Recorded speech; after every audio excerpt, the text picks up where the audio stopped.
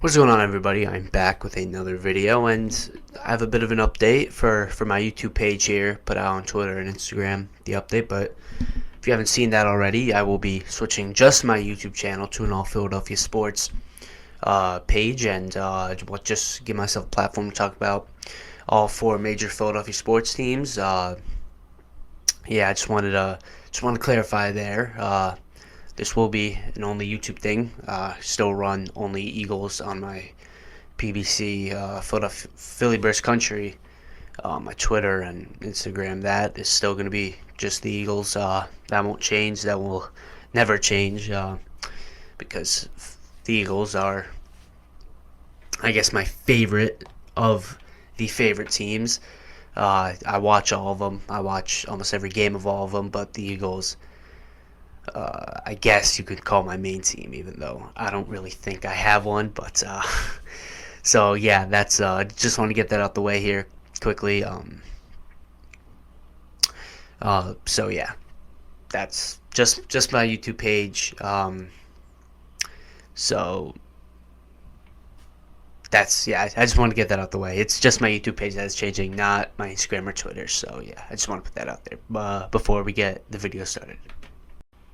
So with that being said, let's get into the video. How about the Sixers in Game 1? They played really, really well all around, both ends of the court. Just really, really nice win in Game 1, and really set the tone for the series. As going into the series, me personally, I had some concerns, some worries on, how the 76ers will operate offensively. Obviously, every time Joel Embiid, or almost every time Joel Embiid touches the ball, he's going to get doubled. He's going to get triple teamed. So just to see the way he passed out of those double teams, and just the way he operated and controlled himself when being sent, two or three guys at him, it was really, really, really encouraging, and something you really wanted to see right out of the gate of the series. Embiid's final line: 26 points, 5 rebounds, 3 assists, 2 blocks. 11-11 from the line. I mean, those 3 assists, they don't tell the story about his playmaking out of these double teams. I mean, he had a lot of hockey assists in this game, but it was truly a really solid performance from him when he got the ball, and just how he controlled it. Because in previous seasons, and I noted this, it's one of the biggest improvements from Embiid is his ability to pass out of double teams and his ability to handle them. Because if this was 2019, I mean, he couldn't handle it. He really struggled, and that was something that concerned a lot of people, including me. And just to see how he's improved overall, just in that department, was really, really encouraging. It's something that you really needed to see if the Philadelphia 76ers will ever make a deep run in the playoffs. So Embiid, really solid game. To only 15 shots. As the importance of these games kind of improve and they get more intense, and that'll go up. His points will go up. But really, really good job handling double teams. Really, really good job. Just being able to operate the offense, when they called his number. So that was a really good job from Embiid. Moving on, James Harden, bro, he was ridiculous from beyond the arc. Truly was. I mean, 7 made threes. That's really encouraging. 8 of 21 from the field. Obviously, I'd like to see that better, but he struggled a little bit driving to the basket. That was something that he definitely had issues with. But I assume that won't continue to be as big of an issue as it was today. Obviously, not the same player, not the same driver he was in previous years of his career. But he can still be effective there. But he's gonna need to prove there. 13 assists, 4 turnovers, which isn't terrible. But no, he played really well. He did a really nice job. Very encouraging game from James Harden. Just at the end of that first half, I mean, he really took the momentum, and gave it to gave it to the Sixers almost single-handedly before the half, and knocked down 2 more threes. He had 5 threes in the first half, knocked down 2 more threes in the second half. But the Sixers ended up pulling away there in the fourth quarter. But a really, really nice game from James Harden. Really, really encouraging. And these are the type of performances that they're going to need from him. He's going to need to be able to facilitate. He's going to need to be able to be the elite playmaker that he has been all season. But you're also going to need some points production from him, and he showed that. And he will, like with Embiid, the importance of these games, and they'll be more reliant on their star players. He will be forced to, and he will end up being that true second option when it comes to scoring the basketball. But he played really well, plus 20 in the plus minus category. He did a really nice job. He didn't get to the free throw line at all, which is very, very, very rare for James Harden. I felt like he got fouled quite a few times, and he didn't get that call. He didn't get that whistle, which is expected come playoff time. They let these guys play, but I thought there was some missed calls there for James Harden, but he did a really nice job. Staying disciplined, not getting too frustrated, and he really anchored that bench unit when it's Harden, and whether it's Tobias with McDaniels, Reed, and Niang, who else they have, Melton. He did a really good job anchoring that unit, and he will need to continue that success if the Philadelphia 76ers want to make this deep run that they've been seeking for many, many years. But it was really nice, really good to see him kind of just do everything well. He even played some really good defense. Had some really good possessions where he either beat a screen to get back on his man, or he just simply played good defense. Towards the end of the I can't remember if it was the first or second quarter. Last possession had Mikal Bridges in hell. I mean, he had him locked, and he forced him to put up a bad shot at the end of the quarter that didn't even reach the rim, didn't even reach the basket. So he had a really nice game, really encouraging from both stars. And that's not it. We get back to probably the X factor for the Philadelphia 76ers this playoffs, and that's Tobias Harris, and he had a nice night. He really did. 21 points, 9 of 14 from the field, 3 of 3 from 3, 4 rebounds, 4 assists, and he just did a really nice job. He really did. He's the guy that, if you're gonna make this run here, that again you're seeking an NBA title, you're gonna need this from him. You're gonna need him to be the third option, and third or fourth option, depending on Tyrese Maxey, but he needs to be efficient like he was today, and he had a really, really nice game from start to finish. Was the guy that you gave that max contract to, and come playoff time, you're not talking about contracts. You don't care how much who makes. It's just about playing your role, which he did very nice. With Embiid only taking 15 shots, and Embiid, constantly having to pass out of these double teams. It's up to him and the rest of the supporting cast to really convert and make these open shots, and they did today. They were really, really good from three. Franchise record for threes in a playoff game. Franchise record for threes in a playoff half with 13. Really, really, really nice performance from him and just the whole team in general, but especially Tobias Harris. Really, really good night. We're gonna need this. Gonna need this to continue. Gonna need this to be a normal for Tobias Harris, which it hasn't.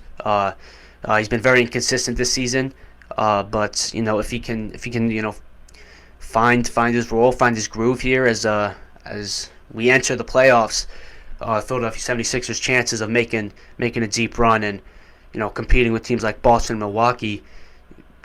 I don't want to look far ahead here, but if they are going to have success in the playoffs, he is the X factor, and he is the guy that is going to need to step up, and we'll have to. Another guy, Tyrese Maxey, 13 points, 3 of 8 from the field, 3 of 5 from three-point land, which is really what you're looking at here. Wasn't really called on much. There are going to be games where it's Tyrese Maxey that steps up. There's going to be games where it's Tobias Harris that's going to be the third option. Maybe even DeAnthony Melton. That just are going to step up. You're not going to get 20 from every member of the supporting cast. You're just not going to. But Tyrese Maxey played his role nice.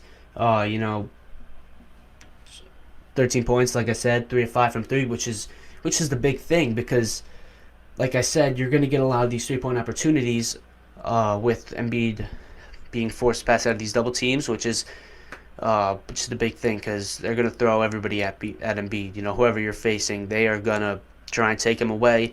And guess what? If you're hitting these shots, if Niang, McDaniels, Melton, Harris, Maxey, Harden, even at times, PJ Tucker, everybody is going to need to be able to hit these catch and shoot threes. And guess what? If you do, if you're able to make your shots and convert on these opportunities, you're going to have success. And the Philadelphia 76ers did a really, really good job today from beyond the arc. And just in general, offensively, he had a really nice night. Another guy I want to talk about who, it was known going into the season, and when you signed him, that you signed this guy for the playoffs. You signed this guy to have that dog, and to have that guy that just impacts the game, not really offensively, defensively, and on the glass. And that's exactly what PJ Tucker did today. He even hit a few threes. He was 2 of 5 from 3, which he's going to need to hit some threes. And if he does this, if he gives you 2 of 5, 2 of 6, just 2 to 3 threes a game, and he gives you what he did on the offensive glass, and he gives you what he gave you defensively, you're going to have success.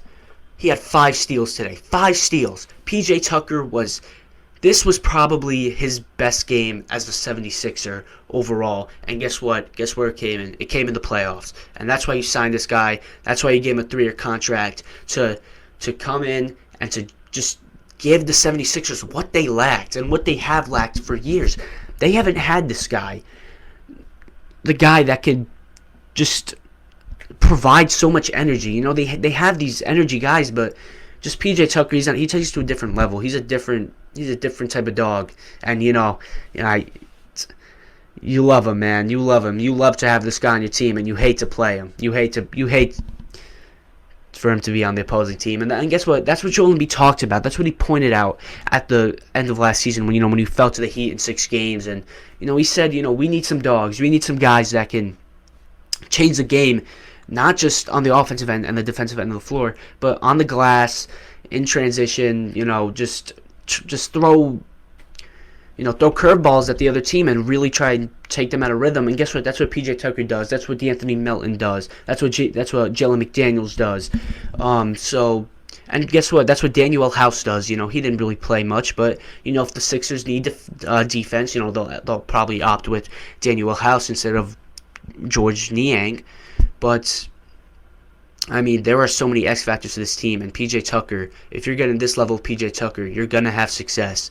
You really are, and you're gonna be able to hang in there with these teams, these juggernauts at the top of the East. And assuming the Sixers get there, if they play like this, they'll get there very easily. But if they can just hold this consistent level of play, there's no reason to believe that they won't be able to compete with these top teams in the Eastern Conference. Obviously, it's going to take a lot more than just the supporting cast playing really well. It's going to take a lot more, but it's very hard to watch how they played this afternoon and not be optimistic. And if they can just bring this level of intensity, bring this level of play every night in the playoffs, which you're going to have to. You don't take nights off in the playoffs. There's no such thing as that.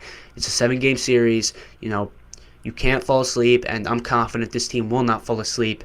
And, I think the biggest part about this, and just something that stood out to you here, let me bring it up. Should have had this ready. It's my apologies. But PJ Tucker, at halftime, he didn't like the intensity. Of course, you were up 9, but, he did not like the intensity. Here from Lauren Rosen. PJ Tucker says he cursed out Paul Reed at halftime today. Of course, we'll get into Paul Reed. He had himself a fantastic afternoon, and he loved what happened next. Quote from PJ Tucker, direct quote, "I feel like he didn't have the energy. Then he came out in the second half and responded. So I told everybody I'm going to curse out Paul out every halftime. We need him, and I'm going to always stay on him. So just that guy, and this isn't exclusive to Paul Reed, who's another dog, but this isn't exclusive to him. You need a guy, and they haven't had a guy that when things get tough and when things aren't going the right way, that can propel you. And guess what? What the Sixers did so well this season was come back. They came back against Memphis in that crazy game. They've had comebacks. Where they looked down and out. They went into Milwaukee, a team that was on like a 15-game winning streak. They were on fire, and they played a nice game. Milwaukee did, and the Phillies fell behind. Or 76ers fell behind, and guess what? They came back. And just you need a guy like this, and that's what he brings. And it's not going to show up in the box score. It's not. And if you follow the NBA, it's no secret what PJ Tucker is. I'm not trying to break news to you here and call him some hidden gem. Everybody knows who PJ Tucker is. You game plan to try and not get him in these situations where he can affect and anger the other team. But PJ Tucker, really, really nice game. Everybody played a nice game. There really weren't any negatives from today. And like I said, we're going to get into Paul Reed. End of the third quarter, early fourth quarter, you saw Paul Reed. You saw a dog. You saw a guy that has improved and truly is, like he likes to say, out the mud. So he had a really nice game. 11 points, 4 rebounds, 2 steals, and played some solid defense. And another thing I wanted to get to was the unit that involves Jaden McDaniels and Paul Reed defensively. And that is, to me, another big thing, is when Embiid's off the court, when Tucker's off the court, I guess, a certain nights you'd replace George Niang on that unit with Daniel House, who adds another really good defender. So when Embiid isn't on the court, when Maxey, whoever Harden, whoever's not on the court, you're able to keep it up defensively and stay in games and not have a trash, unwatchable second unit, bench unit, where all of a sudden Embiid goes off the court, you're up 9 points, he comes back and midway through the second quarter and you're down 3. It's not like that, where you're going to have these terrible portions of games where the bench just gives it away. You added Jalen McDaniels, you have Paul Reed playing at the level that they have defensively, and you stay in games and you don't give up the 12-2 runs that you did last season, and even at portions of this season. So really, really nice to see that McDaniels and Reed anchoring it defensively, off switches, off everything.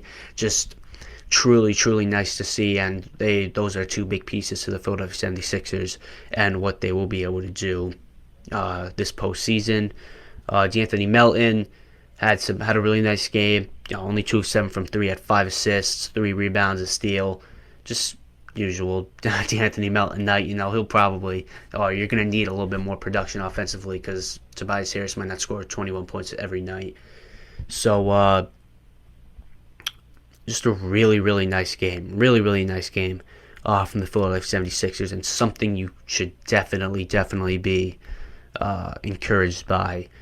And kind of going into the playoffs, and still am cautiously optimistic when it comes to the Philadelphia 76ers, because they're known for these playoff stinkers. They're known for these disappointments, and you can point to injuries, you can point to all types of things as to why they haven't had success come playoff time. But this was a really nice game, really nice way to set the tone for the series. Just looking at it, competitive first quarter, 30-25. And then you pulled away. You're up 9 at halftime, and then you didn't let them back in the game. There was never really a moment where I was in doubt of them not winning this basketball game. They did a really good job holding it down and not letting Brooklyn back in the game. Now, Mikal Bridges,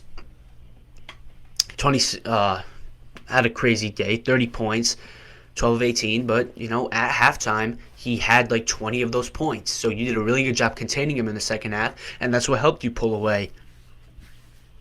Now, another thing is, you know, you're going to give up open looks. That's going to happen.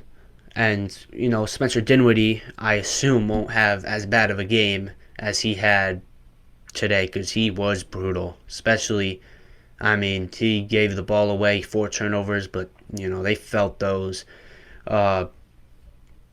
Nick Claxton wasn't as big or didn't have as big as an impact as you would assume because him and Embiid, he, in my opinion, he did a solid job on Embiid in the regular season. I'm not saying he had a bad game or anything, but, approach was different. And, I assume he'll have, better game.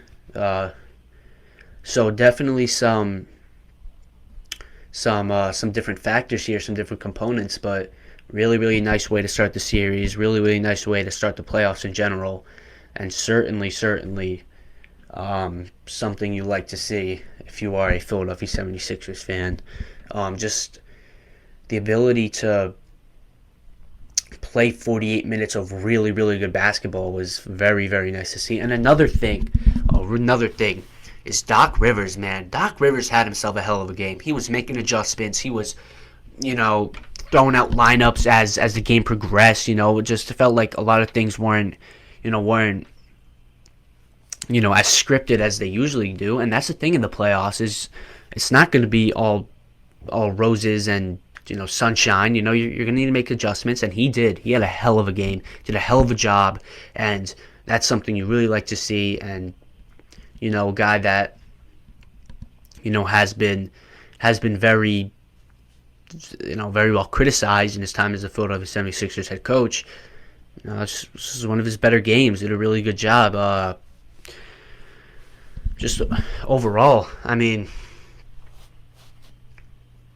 just all around, man. Just all around, really, really, really, really nice game. I can't get over PJ Tucker 5 steals, Tyrese Maxey 3 steals. Just forcing turnovers. A lot of them, maybe Brooklyn forced them themselves, but that's a really, really nice game. And that's something that you can hang your head on going forward of, yeah, you know what, we can dominate a team. We can do it our way. And the Philadelphia 76ers did it their way. You want to throw two, 3 guys at Joel Embiid, he'll kick it out to Harden, who can shoot a 3. He'll kick it out to,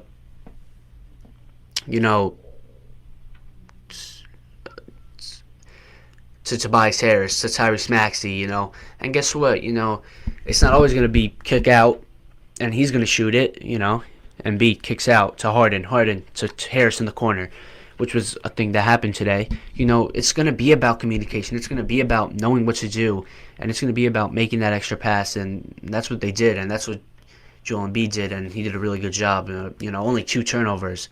That's really impressive considering he had 3 guys on him every time he touched the ball, no matter where he was. If he was out on the perimeter, if he was out in the post, it didn't matter because they had a mission to not let Joel Embiid take over this game and dominate this game, and the supporting cast did an amazing job coming to the aid of Embiid, and when he had to give up the ball, they did a fantastic job of shooting the 3 ball. It's not sustainable, I assume. They're probably going to have to shoot this amount of 3s. They're a really good 3-point shooting team in general, but, I don't know if this level of 3-point making is sustainable, but you're probably not going to need that level of 3-point shooting anyway because they won by 20 points, and they did a really, really nice job. Just a fun game, fun way to start these playoffs. So yeah, that's something. That's something you kind of hang your hat on here and say, damn, this team can beat anybody when they're at their best. It's just about being at your best consistently, and that's something that they're going to have to do, and that's something that I'm, again, cautiously optimistic that they're going to do. But let's enjoy this. Game 2 on Monday. We have about 48 hours to enjoy this victory, and hopefully a quick series here against Brooklyn. But Brooklyn's a tough team. You're going to need to bring your best every night, definitely, to beat them. but a really nice game one. It's something that they're going to have to replicate come these second round against Boston, and if they make it farther, hopefully in the third conference finals against Milwaukee. And who knows? Let's take this one step at a time. So yeah, that's all I have today. Or about the 76ers. Really, really good game. Really, really good start to the series. Let's continue. Let's bring it again on Monday. Let's bring it again on Thursday. Let's bring it again on Saturday.